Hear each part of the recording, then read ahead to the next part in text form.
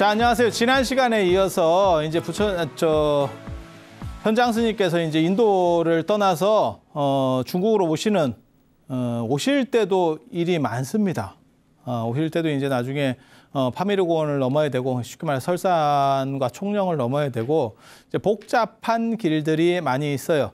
근데 지난 시간에 제가 거기까지 말씀을 드렸잖아요. 인더스강에서 서북인도의 인더스강을 건너면서 이제 풍랑을 만나고, 예전에는 그런 일들이 많이 있었는 것 같아요. 그래서 황하도, 중국의 황하도 1900년대 초까지 양쪽에 점집이 쫙 있었다는 얘기가 있거든요. 왜? 그거 건널 때 죽을까봐 사람이 이렇게 점 보고 건넌대요. 물론 뭐 점 보고 건넌다고 그래서 그게 괜찮을지 안 할지는 모르겠지만, 그러니까 요즘하고 시절이 다른 겁니다. 예전에는 그런 걸 건너는 게 조그만 배로 이렇게 다 건너다 보니까 굉장히 위험한 거죠. 그리고 여기는 이제 하르샤왕 게일왕이 후원을 해줘서 큰 배를 만들었었던 것 같아요. 그렇게 장만했었던 것 같은데, 그게 돌풍에 이렇게 휘청거리면서 강에 경전들이 안타깝죠. 경전들이 쏟아져 내려가 버렸다는 거예요. 엄청나게 경전을 가지고 왔는데, 나중에 이제 보시면 아시겠지만 가지고 온 게 657부를 가지고 온 거예요. 권수도 아니고. 그중에서 번역한 거를 1338권을 번역했거든요. 근데 도선의 자장전에 보면 뭐라고 나오냐면, 가지고 오신 것의 반도 번역을 못하고 돌아가셨다, 이러면서 이제 굉장히 안타까워 하거든요. 도선율사가 현장 스님보다 더 오래 삽니다. 한 3년 정도 더 오래 사셨을 거예요. 그래서 현장 스님 최후 기록까지 이렇게 탁 남기고 당신이 돌아가셔요. 아마 태어나신 거는 더 일찍 태어나셨을 겁니다. 그렇지. 그분은 500년대 분이니까 더. 근데 뭐 아시다시피 뭐 가는 데는 그게 없으니까 일찍 가시는 분도 있고 뭐 그렇잖아요. 그죠? 그러니까 그건 그럴 수 있죠. 그래서 엄청난 양을 가지고 온 거예요. 엄청난 양을 가지고 오신 거고, 그 중에서 일부가 이제 배가 기울면서 이제 쏟아져 들어간 거고, 그래서 그거를 현장 스님이 또 꼬꼽장이거든요. 그래서 그거 빠진 게 너무 안타까운 거죠. 그래서 사람을 보내서 그걸 다시 필사해 와라. 내가 여기서 기다리겠다. 강 건너서 기다리겠다. 그래서 필사해 오고, 그리고 이제 왜 강에서 갑자기 돌풍이 불어서 이런 일이 만나는가 이랬더니, 그 동네 사람들이 그렇게 얘기하더래. 여기가 당신이 딴 거는 다 가지고 갈 수 있어도 꽃씨 같은 것은 반출이 안 되게 돼 있다. 꽃씨 같은 것을 가지고 간 게 아니냐? 이러니까 꽃씨도 내가 가지고 왔다. 그러니까 문화적인 것들을 여러 가지를 이 양반이 가지고 오세요. 인도 거를 중국에 이제 소개시켜 주려고. 그리고 참고로 말씀드리면 그 당시에 중국은 이제 막 떠오르는 국가여서 인도보다 문화 수준이 떨어졌어요. 문화 수준이 떨어졌어요. 그건 현장 스님도 대당서였겠어요. 현장 스님은 중국 어떻게 중화주의에 빠져 있는 분이거든요. 그래서 중국계 대단하다라고 늘상 그런 식 관점을 취하는 분인데도 저때 인도 사람들이랑 대화하는 거 보면 나는 문명을 이 인도 문화, 높은 문화를 내가 당나라에 가지고 가서 우리나라를 발전시켜야 된다. 인도 분들이 뭐라 그랬냐면, 가기도 길도 형한데 가지 마라. 그리고 너네 거기 좀 상태도 안 좋고 찌리한데 출세해서 왜 돌아가려고 하느냐. 그냥 여기서 살아라. 그러니까 뭐하고 똑같은 거냐면 그런 거죠. 우리도 어떤 뭐 굉장히 대단한 학자가 뭐 미국이나 유럽에서 최고까지 올라갔어요. 그렇게 해서 내가 그래도 이 기술을 가지고 내가 가지고 있는 이 정보들이나 이런 걸 가지고 내가 고국을 발전시키겠다, 이렇게 가려고 했을 때 거기 사람들이 네가 힘들게 와서 이렇게 했는데 굳이 갈 필요가 있느냐? 그냥 도와주고 싶으면 뭐 이렇게 네가 힘이 있으니까 문화적인 걸로 이렇게 좀 보내주면 되는 거 아니냐, 사람 인편에. 그때 현장 스님은 나는 그런 게 아니다. 나는 꼭 가서 내가 우리 고국을 높여야 된다. 그리고 불교를 발전시켜야 된다. 이런 얘기를 하세요. 그래서 인도 문화가 높았던 건 맞아요. 저 시절에. 그리고 이제 조금만 지나면 당나라가 이렇게 떡상하면서 마치 테슬라 주가처럼 이렇게 막 암벽 등반하듯이 올라가면서 이제 역전됩니다. 바로 그 다음 세대에 역전됩니다. 그리고 그 역전의 가장 핵심 카드를 현장 스님이 가지고 있는 거예요.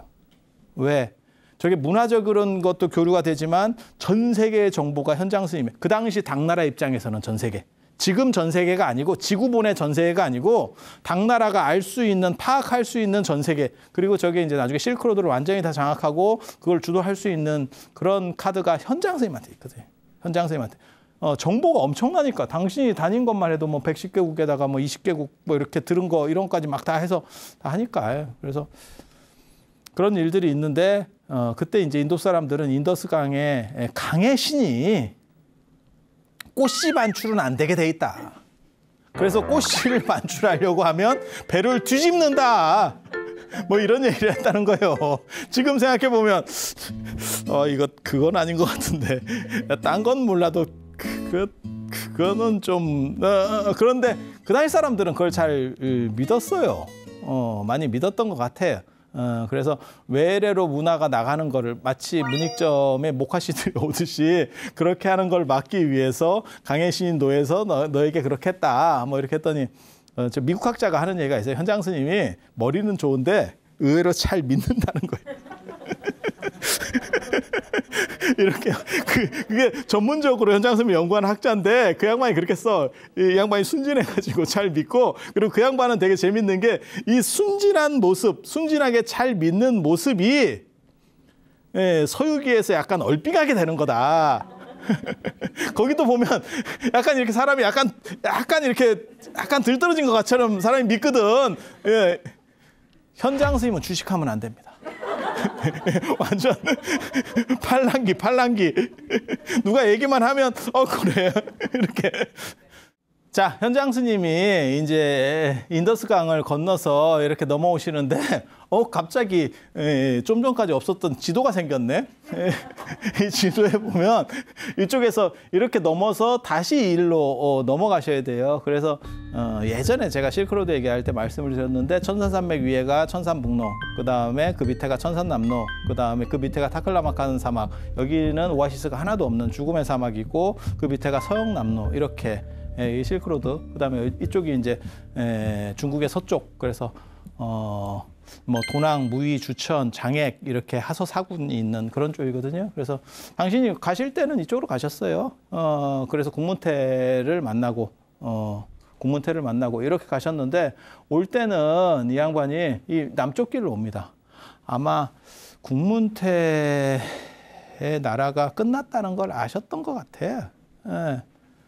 이미 당나라가 팽창해가지고 약속을 지키고 싶어서 저기까지 왔으나 이미 나라가 망했습니다.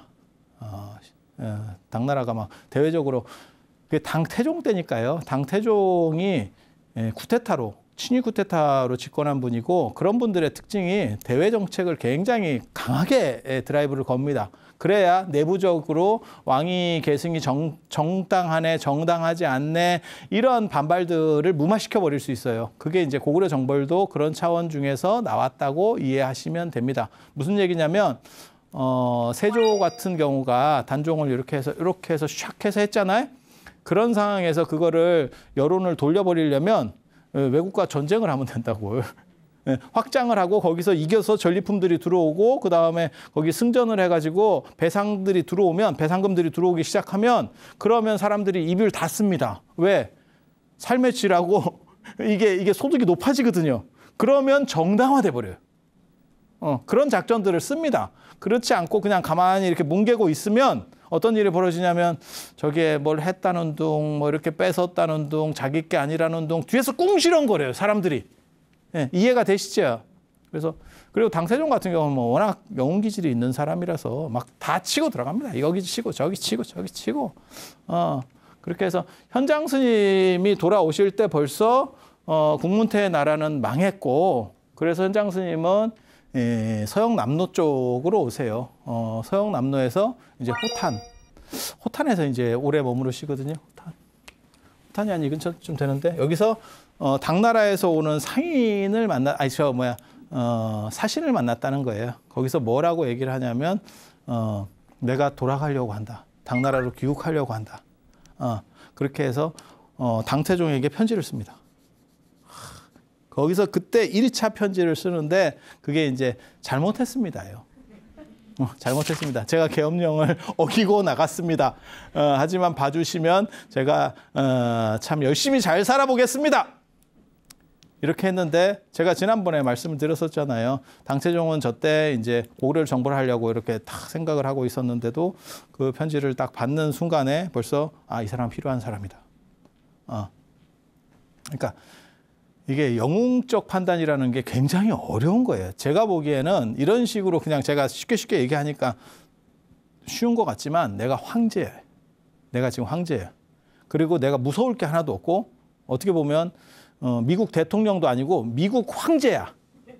그런 상황에서 내 말을 어긴 사람을 필요하다고 그래서 굳이 제가 저거를 받아줄 필요가 있을까 싶은 생각이 있는 거예요. 권위가 무너지는 게 아닐까? 이렇게 생각할 수도 있는 거거든요. 그런데 그 판단이 굉장히 좋죠. 그래서 저분은 필요하다. 그렇게 해서 용서를 해주고 이제 오시라고 합니다. 오시라고 합니다. 그래서 현장 스님이 여기서 상당히 기다렸어요. 그게 만약에 황제가 노하거나 뭐 이렇게 되면 이게 피곤해지거든. 그래서 여기서 좀 머물렀어요. 저 머무르는 저 호탄이 아주 중요한데요. 저는 현장 스님이 저기서 아마 경전을 또 모았을 거다라고 추정을 하는 사람이거든요. 그 경전을 십륜경. 십륜경이라고 혹시 들어보셨어요? 십륜경? 아니, 못 들어봐도 됩니다. 지장보살 경전이 세 종류가 있어요. 십륜경이 있고, 그 다음에 점찰경이 있고, 점찰선악업보경이라고 하는 거고, 그 다음에 또 하나가 뭐냐면 우리가 알고 있는 지장경, 지장보살 본원경이라고 하는 경전이에요. 이 세 가지를 가지고 지장 삼부경이라고 합니다. 뭐 정토 삼부경, 약사 삼부경, 혹 삼부경 하듯이 이 세 개가 가장 중요한 경전이에요. 경전인데 이 십륜경은 진즉에 들어와서 번역이 됐었는데 현장 스님이 대집 지장 십륜경이라는 새로운 버전을 가지고 오세요. 저기서 구했다고 저는 생각을 하거든요. 이게 호탄이 되게 재밌는 게 지장보살 신앙이 완성된 데가 호탄입니다. 언뜻 생각할 때는 관세음보살이나 뭐 문수보살이나 이런 분들처럼 다 인도에서 다 되는 거 아닙니까? 안 그래요. 지장보살은 약간 다릅니다. 그러니까 인도적 기원을 가지고 있긴 하지만 완성되는 데는 호탄이에요.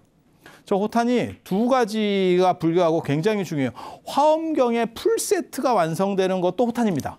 그러니까 남인도에서 화엄경이 시작이 되지만 남박의 인도의 맨 꽁지 쪽에서 시작이 되지만 실제로 화엄경이 이렇게 돌거든요. 완성이 되고 난 뒤에 그 흐름들이 이렇게 돌다가 여기서 풀세트가 완성이 돼요. 굉장히 재밌죠. 그래서 화엄경이 완성되는 데하고 그 다음에 지장보살 신앙이 완성되는 데가 둘 다 호탄이에요. 호탄. 그래서 호탄이 무진장 중요한 데입니다. 무진장 중요한 데. 십륜경, 대집 지장 십륜경.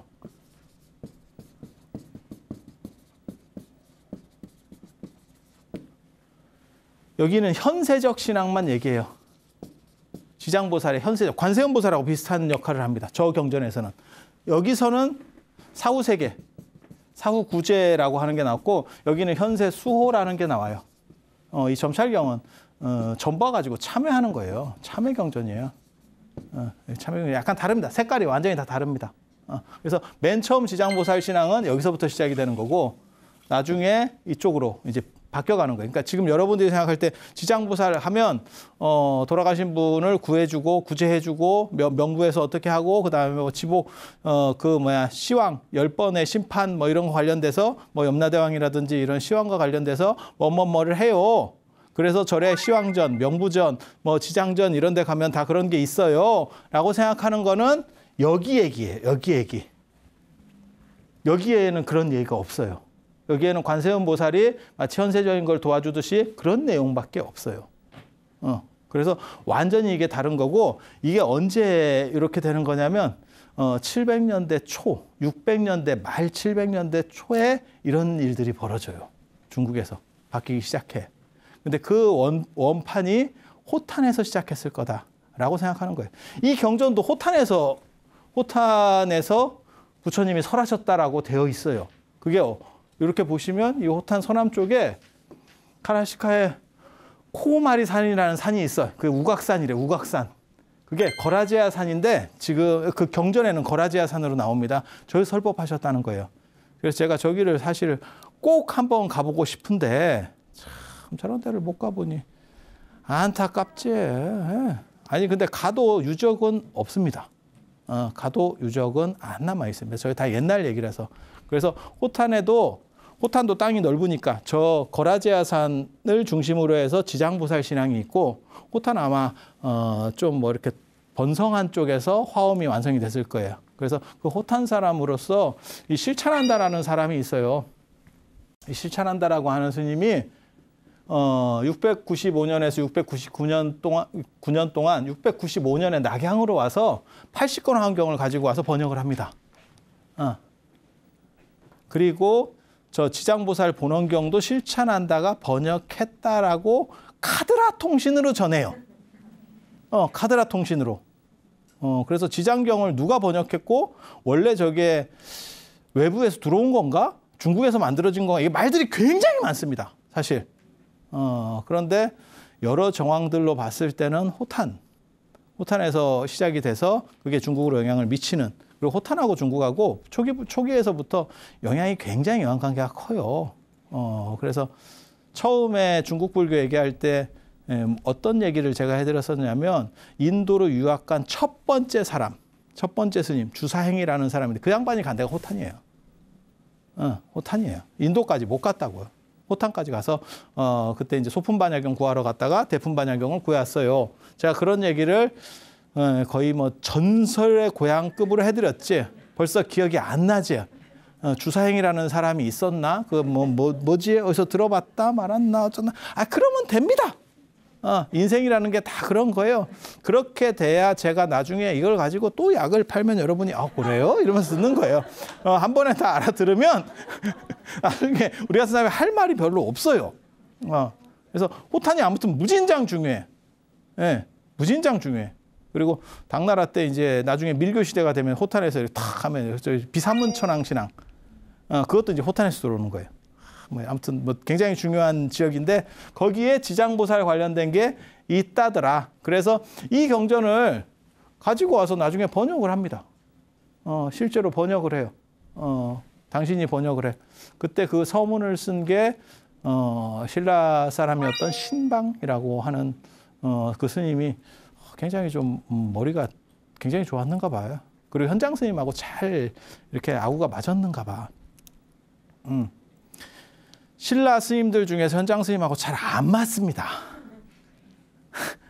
의상 스님도 뭔가가 삐뚤어져서 제자 되려고 왔다가 화엄종으로 가버렸고, 원측 스님은 나중에 얘기를 하겠지만 원측 스님하고는 아주 서로 약간 현장 스님하고는 아니지만 약간 악의적인 서로 사연들이 있어요. 나중에 들어보면 진기한 이야기가 또 이렇게. 그리고 순경 스님도 굉장히 좀 대단한 분인데도 좀 석연치 않은 또 뭔가 이런 것들이 있어. 그러니까 그래서 제가 뭐라고 얘기하냐면 현장 스님이 외국인에 대해서 별로 이렇게 조금 낮춰보는 게 있었다. 이 양반이 천재적이고 그러는데 너무 중화주의에 빠져서 자기 중국 거여야만 된다라고 하는 뭔가 이런 게 있어요. 그러니까 번역을 하고 나중에 무슨 일이 벌어지냐면 경전을 번역하면 한문으로 번역하면 아유 번역이 완전하니까 원전은 안 봐도 된다. 요즘 생각으로는 말도 안 되는 얘기인데 그런 생각들을 할 정도니까 이게 뭐 참 그렇죠. 그래서 저걸 번역할 때 서문을 써요.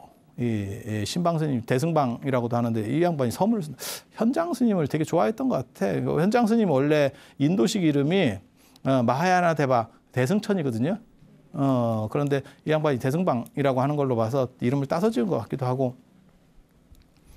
그래서 아무튼 경전에 서문을 쓸 정도면 예전에는 서문 쓰는 사람이 어떻게 보면 최고급입니다. 그리고 현장 스님이 나중에 번역할 때 카드라 통신이 한 가지 더 있어. 그 카드라 통신이 재밌는데 그때 옆에서 도와줬던 스님이 현수법장 스님이라더라. 근데 그거는 아닐 겁니다. 그거는 아닐 겁니다. 현수법장 스님은 화엄경 번역할 때는 참석을 해요. 근데 현장 스님 때는 참석을 안 한 것 같아요. 근데 이게 시대들이 다 겹쳐 있기 때문에 이걸 다 분리시키기가 상당히 어렵습니다. 이게 영웅이 진짜 난발한 시대예요. 한 명만 나와도 대단한 사람이 뭐 같은 시대에 안 그러면 그보다 조금씩 뒤에 막 이렇게 나오기 때문에 진짜 뭐 대단한 시대지. 저런 시대 때 한번 살았으면 잘난 척을 못했겠지. 잘난 척을 못했겠지. 이 시대가 좋아. 이 시대 좋다. 이 시대. 저런 시대에 살았으면 진짜 찍 소리도 못하고 이러고 밑에서 시키는 거나 야 뭐 가까라 이러면 예 이런 거나 하고 있었겠지. 사환이지 사환. 아, 현장 스님 제자 그 원측 스님은 신라 왕족 출신인데 6개국어에 능통했다는 사람이에요. 그런데 거기서도 아이고 그게 제대로 대우를 못 받는다고. 그래서 비주류가 돼가지고 뭐 이렇게 하는 뭐 그런 스토리들 제가 나중에 얘기해 드릴게. 그건 또 얘기를 해야 되는 부분이라서. 그래서 현장 스님이 여기서 요 경전을 입수를 한 것 같고 이거는 몰랐던 것 같아요. 그러니까 이때까지만 해도 이 지장경은 호탄에서도 성립이 다 안 돼 있었던 것 같아. 예, 그리고 지장경이 나중에 실천한다가 번역을 했는지 어쩐지 정확하게 모르겠고 실천한다 때 일부 자료들이 들어와요. 들어왔던 거는 100% 맞습니다. 당신이 그걸 어떻게 하느냐. 저 시절부터 저 실천한다가 활동하던 저 시절부터 약간 기록이라든지 유물적인데 지장보살이 사후세계랑 관련돼서 자꾸 나오기 시작합니다. 그 얘기는 뭔가 충격을 던진 지장보살 신앙에 변화를 줬었던 무언가가 있었다는 거예요. 근데 그것이 하나의 완비된 경전은 아니고 중국식으로 그게 이제 좀 닦이면서 나중에 지장경으로 완성되는 것 같아. 예, 중국 버전으로 완료되는 것 같아요. 그렇게 해서 저 호탄이라고 하는 데가 아무튼 두 가지가 중요하다더라. 라는 걸 기억을 해주세요. 화엄경이 완빵으로 만들어진 80권 화엄경, 그걸 신협 화엄경이라고 그래요. 그리고 그걸 주본이라고도 하고 의상대사나 지엄 스님이 가르치고 의상대사나 법장 스님이 배웠던 건 60권 화엄이고 그리고 저게 이제 신역이라고 하는 거예요. 그건 구역. 그건 불타발타라라고 하는 분이 번역을 했었던 경전이고 그래서 그건 60권짜리고 이건 80권짜리고 그래서 이걸 주본이라고 하는 이유는 측천무 시절에 번역이 돼서 이제 측천무가 당나라를 끊고 주나라를 세워요. 그래서 그걸 이제 주나라 시대 때 번역이다 그래서 주본 뭐 이렇게 좀 복잡합니다. 뭐 그러려니 하세요. 그러려니 하세요. 그래서 호탄이라고 하는 데가 굉장히 중요한 실크로드의 거점이었고 서영남루의 최고 거점 도시가 호탄이었고 저기서 지장보살 신앙이 완성됐다더라. 그리고 저기에 두 가지 층위가 있었을 거다라고 저는 판단을 하는 거예요. 하나는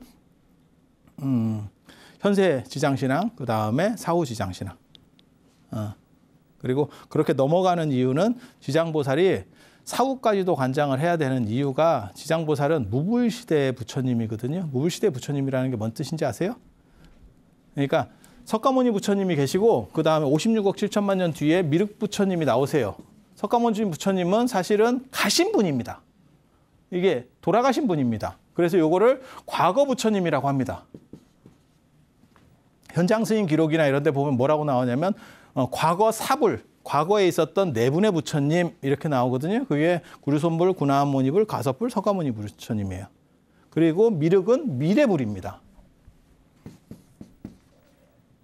그래서 미륵. 요 사이가 비어 있는 거죠, 지금. 이거를 무불시대라고 하는 거예요. 부처님이 안 계신 시대. 그때 최고 통수권자가 위임받은 사람이에요. 그러니까 부처님은 아니고 보살님들 중에서 당신이 좀 대리로 맡아주세요. 지금 대통령은 유고시고 그 다음에 다음 대통령은 아직 안 뽑혔고 우리도 그런 거 했었잖아요. 서울시장도 뭐 그렇게 했었고 뭐 그렇게 했었잖아요. 지금 다 겪어봤잖아요. 그때 이제 최고 대통령은 아닌 거예요. 아니지만 대통령 직무대행을 하고 있는 거지. 그게 지장보살이에요. 그러면 그 직무대행을 하려면 현세적인 것만 하는 게 아니고 사후까지 다 할 수 있는 이렇게 아우를 수 있는 그런 게 있어요. 그리고 그 무불시대에 어떻게 주관자다라고 하는 거는 이 십륜경에 나오는 얘기예요.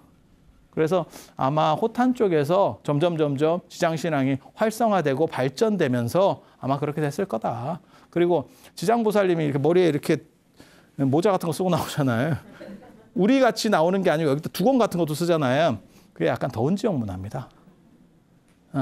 뭐 저 페르시아 왕자들이나 안 그러면 중동 이렇게 하면 이렇게 쓰고 나오거든요. 그 햇빛 강하기 때문에. 그래서 그렇게 쓰는 거라고 생각하시면 돼요. 그래서 머리에 쓰는 버전이 있고 안 쓰는 버전이 있지. 그리고 참고로 말씀드리면 지장보살이 우리나라에서 어떻게 보면 지장보살 상 중에서 가장 예쁘고 대표적인 게 선운사 도소람 지장보살님이에요. 그거 가보세요. 그러면 굉장히 환희심 나는 모습으로 되어 있어요. 그런데 거기에 보면 이렇게 이걸 법륜이라고도 하는데 키 이렇게 배 이렇게 이거 같이 생긴 거를 이렇게 들고 계시거든요. 그게 원래는 보통 일반적으로 한국 불교 안에서의 도상에서는 저거는 치성각열애가 들고 있어요. 치성각열애가 칠성각에 있는 치성각열애가 들고 있는데 그 지장보살님만 보통은 이제 여의주를 들고 있거든요. 여의주, 명주, 보주 이렇게 얘기하는데 그 여의주가입니다. 그런데 그걸 들고 계시는 게 일반적인데 이렇게 저런 법륜 같은 걸 들고 계세요. 그게 십륜경에 입각한 도상이다. 라고 우리 같은 사람이 말합니다. 십륜경이 10가지 이렇게 하는 게 있어요. 그래서 십륜경이거든요. 그래서 그 영향이 잔존하기 때문에 저런 도상이 남아있다. 지장경이라든지 안 그러면 나중에 환원기라고 하는 글이 있는데 그런 거하고 막 섞여서 들어가면 그때 이제 보주 들고 석장 들고 여러분이 아시는 그런 계통의 지장보살이 나와요. 그래서 이 디자인도 약간 다릅니다. 약간 변화들이 있습니다. 그래서 그런 게 존재한다더라. 라는 정도를 기본적으로 아시고 그게 호탄이었다더라. 그리고 여기 이제 화엄경 얘기를 하는 이유는 그 당시에는 이제 낙양으로 들어오는 게 낙양이 잘 나갈 때입니다. 저 때는 또. 중국에서 왜 장안을 수도로 놓고 자꾸 낙양을 하냐면 낙양까지가 운하가 들어와요. 강남 운하가 낙양으로 들어옵니다. 장안으로는 못 들어옵니다. 그래서 낙양 쪽으로 나중에 이제 상당 부분이 넘어가게 되는데 그래서 낙양의 불수기사, 불수기사가 아니고 불수기사. 그 불수기사에서 저 화엄경을 번역하고 이런 얘기들을 해놓는 이유는 뭐냐면 현장 스님 이제 돌아가시고 나면 다음에 이제 화엄종 얘기를 할 거니까 이걸 보고 밑밥을 깐다라고 하는 겁니다. 일단 깔아놓고 그래서 법장 스님도 여기에 참석했다더라. 현수 법장 스님도 참석했다더라. 그런 정도까지 딱 하고 그 다음에 현장 스님이 가지고 온 645년 1월에 이제 장안으로 도착을 하십니다. 당체종이 뭐라고 얘기했냐면 주작대로로 모셔라. 그 유명한 얘기예요. 주작대로로 모셔라. 현장 스님 주작대로로 모셔라. 그러면 당체종이 직접 가서 맞이했느냐? 아니, 그건 아니고. 왜 당신은 안 갔느냐? 당신은 고구려 정벌 때문에 낙양에 있었어요. 서쪽인 낙양에 있었어. 중국에서 장안은 동쪽에 있고, 장안은 서쪽에 있고, 낙양은 동쪽에 있거든요. 고구려 쪽에 있거든요. 그래서 그거 짜느라고 당태종은 낙양에 있었어요. 그런데 현장 스님을 얼마나 귀하게 모셨냐면 주작대로로 모시고 지금으로 말하면 낙양 시장을 보내. 그래서 현장 스님을 맞이해라. 내가 갈 수는 없지만 네가 대신 가서 해라. 그 낙양 시장 입장에서는 귀찮지. 지금도 가보면 낙양하고 서안하고 그렇게 먼 거리는 아니에요. 근데 지금은 기차나 이런 것들이 발전해서 그렇고 예전 같으면 뭐 상당한 거리인 거는 맞아요. 그러니까 지금 개념으로 하면 우리식으로 말하면 어느 정도나 된다고 해야 되나? 기차 타고 한 2시간 가면 되는데 그런 정도? 그래서 그러니까 가깝지는 않지만 중국 전체 영토에서 보면 그렇게 크지는 않습니다. 그렇게 대단한 정도는 아니에요. 그래서 주작대로로 모셨다고 하는 거는 북한으로 말하면 김일성 전용 도로로 모시는 거예요. 지금 최고 예우를 하는 거예요. 국빈 대우로 가는 거예요. 잘못했다고 편지 쓴 사람한테 국빈 대우를 해준다니까요. 그렇게 해서 현장 스님이 돌아올 때 그걸 보려고 장안의 사람들이 대박이 났다잖아요. 야, 저 뭐 대단한 양반이 온다더라. 뭐 이래가지고 뭐 이렇게 했다는. 그렇게 해서 현장 스님을 나중에 만나기는 만납니다. 그게 장안의 옥화궁이라고 장안 북쪽으로 한 100km 가면 있어요. 당태종이 피서하는 데가 있어. 그래서 궁이에요. 옥화궁. 그 피서하는 데서 이제 만나고 뭐 어쩌고저쩌고 하는데 나중에는 그게 절이 됩니다. 그래서 현장 스님이 그 옥화궁에서 돌아가십니다. 651년에 절로다가 바꿔요. 보통 그래서 옥화사로 바뀌거든요. 아니 그렇게 되는 거예요. 중국에도 지금 북경에도 가면 옹화궁 이렇게 돼 있거든요. 중국 북경을 대표한 우리식으로 말하면 약간 조계사 같은 사찰이 옹화궁이에요. 북경의 옹화궁. 근데 왜 옹화궁이냐면 그게 옹정 황제가 잠저거든요. 그러니까 황제 되기 전에 자기가 황제 될지 모르고 이렇게 살던 그런 데예요. 그런데 그렇게 황제가 나면 그 사람이 황제가 되면 그 원래 있었던 집을 사람이 못 살게 해버립니다. 왜? 거기는 왕기가 서렸다고 생각을 하거든. 그래서 함부로 못 살게 해요. 그렇게 해서 그걸 절로 만들지. 사람이 살 수는 없고, 우리도 마찬가지죠. 저 강화도령 철종 뭐 이런 사람들 거기 궁으로다가 바꿔버렸잖아요. 다 그렇게 가는 거예요. 원래. 그래서 옹화궁도 지금은 사찰이죠. 근데 궁이라는 이름을 쓰는 이유는 원래는 그게 궁이었었기 때문에. 그리고 옥화궁도 그런 거예요. 그렇게 해서 저런 데서 만나고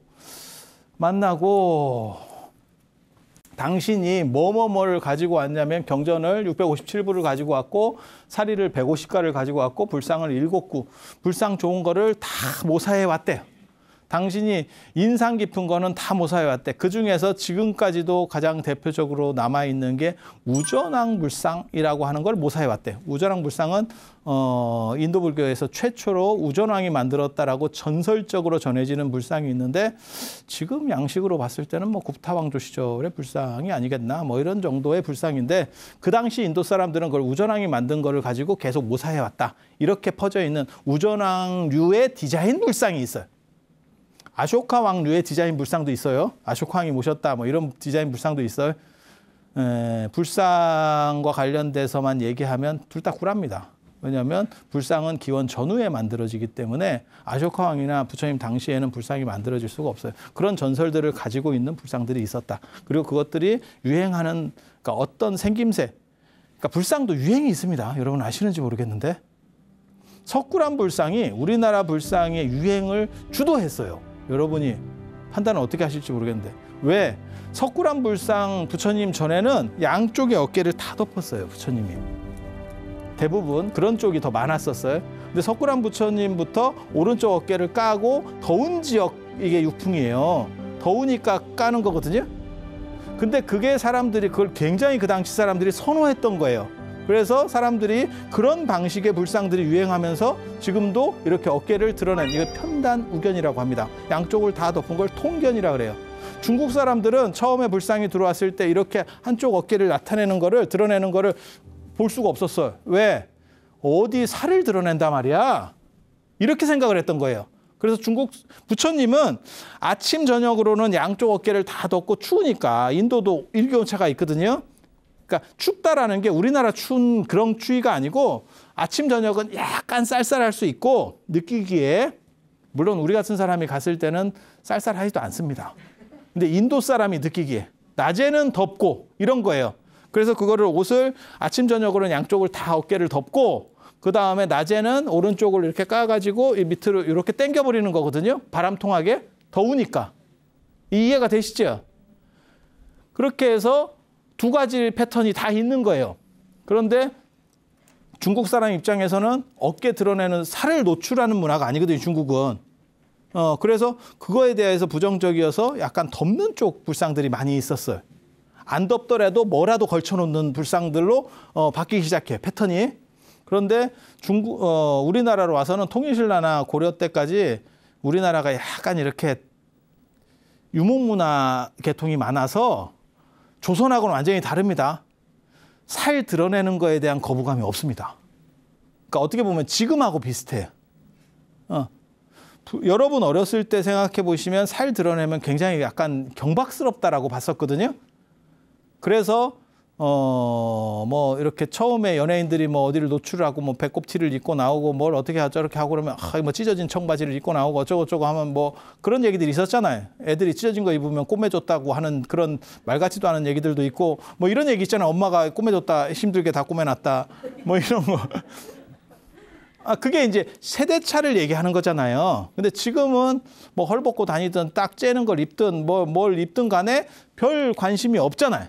그런 거에 대해서 이제 용인되는 시절로 바뀌었잖아요. 그렇지 않나요? 그렇게 바뀌는 거예요. 그래서 그게 노출이 자유로운 게 유목문화고 그 다음에 이렇게 싸매는 게 농경문화 유풍이라고 보시면 돼요. 그래서 통일신라 시대 때 그 약간 노출형 문화, 약간 섹시한 그러니까 부처님한테도 그게 훨씬 더 보기 좋았다는 거야. 그래서 석굴암 부처님이 만들어진 그 시대쯤부터는 전부 오른쪽 어깨를 내미는 쪽으로다가 지금 우리가 생각하는 그 패턴으로 바뀌기 시작하는 거예요. 그래서 이게 유행 패턴이 있다. 그 얘기를 해주고 싶은 거예요. 유행 패턴이 있다. 그래서 그런 정도 생각을 하시면 되고, 그런 우전왕 불상 얘기도 있고, 또 현장 스님이 기가 막힌 불상, 저도 꽂혔던 불상이 지금도 인도 가면 있는 불상입니다. 인도 불상 중에서 가장 아름다운 불상, 바라나시 양식을 대표하는 불상계 어떻게 보면 지존이에요. 그게 저 사르나트 박물관, 노갸원 박물관에 있는 초전법륜상입니다. 초전법륜상. 그 상도 모사해 왔대요. 저도 인도에 가서 그 상을 사왔거든요. 아니, 거기 이제 만들어 놓은 걸 사왔거든요. 근데 그런 식으로 해온 거예요. 그리고 중국에서 저런 대표급, 당신이 다니면서 스토리도 있고, 그 다음에 불상이 아주 이렇게 장엄하게 잘 되어 있는 이런 불상들을 7구를 작게, 스몰 사이즈로 한 40cm, 20에서 한 45cm 정도 사이로 다 모사를 해서 가지고 와서 중국에서 이제 퍼뜨리기 시작하는 거죠. 중국은 다 기술이 있으니까 거기서 이제 점점 커지면서, 그래서 현장 스님을 기점으로 해서 약간 불상 패턴도 바뀝니다. 중국의 불상 유행 패턴도 바뀝니다. 그래서 그렇게 생각을 하시면 되고, 그리고 이제 자은사 사건이 벌어져요. 자은사. 이게 당태종이 649년에 돌아가시는데, 고종이 이제 황태자일 때 자기 어머니를 위해서, 어머니는 벌써 돌아가셨어요. 648년이면 636년에 돌아가셨으니까 벌써 한 10몇 년 됐잖아요. 한 12년, 13년. 그러니까 이제 황태자가 아버지가 이제 조금 이렇게 오락가락 이제 좀 많이 이렇게 쇠퇴하시니까 저렇게 얘기를 하는 거죠. 이제 어머니를 위해서, 이제 황태자도 이제 끝발이 있으니까, 그래서 절을 지은 게 자은사. 자애로운 어머니. 자은 하면 어머니예요. 그래서 자은사를 건립을 합니다. 건립을 하고 이제 초대 주지로 현장 스님이 가세요. 현장 스님이 가요. 어떻게 보면 효자지. 엄마를 위해서 이렇게. 그래서 자은사가 진짜 좋은 거는 중국에서 가장 수익이 좋은 사찰은 소림사입니다. 연 매출이 1조 원. 1조 원의 소림사. 그런데 제가 볼 때는 제일 좋은 절은 저는 자은사 같아요. 자은사는 진짜 우리식으로 말하면 강남 대로변 한복판에 있어. 아니, 그게 좋은 게 아니고 서안은 일부러 저 자은사를 끼고 그 도시계획을 한 거예요. 그러니까 도시계획을 하다 보니까 그 안에 자은사가 섞인 게 아니고 자은사를 중심으로 도시계획을 해버렸다니까. 그러니까 다르죠. 그러니까 문화상품까지 넣어버린 거야. 같이. 근데 왜 자은사냐면, 이제 나중에 당신 어머니 때문에 그런 것도 있지만, 저게 이제 진짜 유명한 건 이제 대안탑이거든요. 그게 이제 현장 스님이 너무너무 감명 깊은 탑의 이야기, 그게 나온다고. 그리고 이게 자은사 하면 보통 현장 스님이 만든 이 대안탑 얘기가 나오는데, 대안탑의 세트가 아닙니다. 황룡사하고 황룡사 구층목탑이 세트가 아니듯이, 황룡사는 진흥왕이 창건을 하는 거고, 황룡사 구층목탑은 선덕여왕 때 창건되는 거예요. 그래서 한 100여 년 이상의 시차가 납니다. 100여 년까지는, 100여 년까지 가나? 뭐 아무튼 그 정도의 시차가 나요. 그 정도의 시차가 나. 그래서 같이 만들어지는 게 아니에요. 세트로 만들어지는 게 아니에요. 추가되는 거예요. 추가되는 거예요. 요 자은사의 대안탑도 마찬가지입니다. 그래서 대안탑 같은 경우는 고종 때, 여기는 태종 때, 여기는 고종 때, 이렇게 해서 현장 스님이 추청을 해요. 저기다가 경전을 보관하게 큰 탑을 하나 만들어 쓰면 좋겠습니다. 딱 이렇게. 그리고 그거를 돌로 만들고 싶어요. 그리고 저 탑에 얼마나 애착을 가졌냐면, 당신이 직접 벽돌을 날랐대. 탑 건축할 때 직접 벽돌을 날랐대. 그 정도로 성의를 보여요. 그리고 저 탑을 만드는 이유가 뭐냐면, 거기다 경전을 다 보관하기 위해서. 당신이 모셔온 경전을 보관하고 거기서 빼서 이제 번역을 하는 거예요. 그런데 저게 당신이 인도에서 본, 어떻게 보면 최고의 스토리가 있는 탑인 거죠. 그래서 기러기 탑이라고 했다. 저기 원래는 안탑입니다. 대안탑이 아니고 그냥 안탑입니다. 안탑. 단지 나중에 저쪽 천복사에 또 다른 안탑이 만들어지면서 그건 소안탑이 되고 이거는 대안탑이 되는 거거든요. 소대. 그러니까 우리도 한반에 같은 이름 있는 사람 둘이 있으면 소대로 예전에 불렀던 것 같이 이렇게 부르는 것 때문에 저런 거고, 저 안탑에 얽힌 이야기는 제가 다음 시간에 또 짧게 해드릴 수 있도록 그렇게 하겠습니다. 현장 스님이 빨리 돌아가셔야 중국 불교 얘기가 제대로 될 건데 현장 스님이 생각보다 오래 사셨습니다. 저 당시 기준으로 하면 62, 63세 저렇게 사셨기 때문에 환갑 넘기가 저희 어려운 시절이에요. 그리고 현장 스님 연대기가 약간씩 한 2년 정도 이렇게 오락가락 하거든요. 그래서 64, 65세를 사셨다 뭐 이런 것도 가능해요.